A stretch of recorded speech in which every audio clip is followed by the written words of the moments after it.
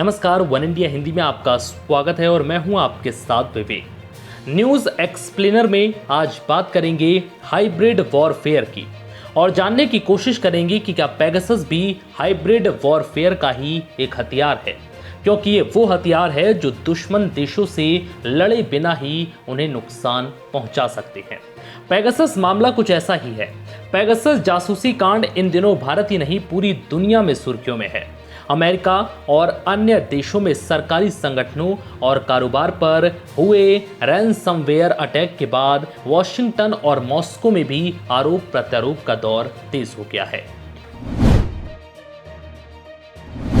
दोनों एक दूसरे पर साइबर अटैक के आरोप लगा रहे हैं।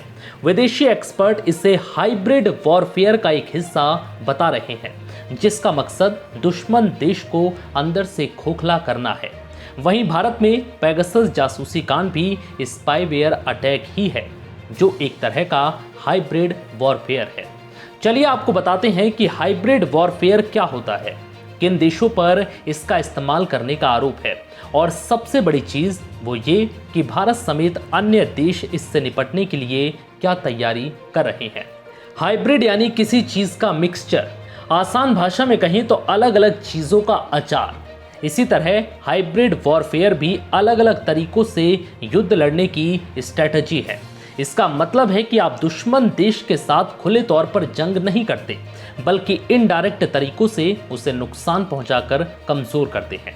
इसी तरह social media, cyber attack, fake news, trade restriction और बाकी तरीकों से दुश्मन देशों में अशांति फैलाना, अर्थव्यवस्था को नुकसान पहुंचाना, दंगे भड़काना जैसे तमाम तरीके हाइब्रिड वॉरफेयर का हिस्सा माने जाते हैं। हाइब्रिड वॉरफेयर से निपटने में सबसे बड़ी समस्या आती है अपराधियों को पहचानने में। हाइब्रिड वॉरफेयर में सरकारें आमतौर पर प्राइवेट लोगों की मदद लेती हैं। बता दें कि रूस, ईरान और चीन जैसे देशों पर हाइब्रिड वॉरफेयर के आरोप लगे हैं। अब जान लीजिए कि हाइब्रिड वॉरफेयर से निपटने के लिए भारत समेत अन्य देशों की क्या तैयारी है। भारत में ये काम खुफिया एजेंसियों से लेकर सुरक्षा एजेंसियों तक का है। वो इस काम पर नजर रखती हैं और इस पर काम कर रही हैं। पर लद्दाख की सिचुएशन देखें तो हम चीन से काफ़ी पीछे हैं। उसने तो 2013 में ही 3 वॉरफेयर स्ट्रेटजी पर काम शुरू किया था।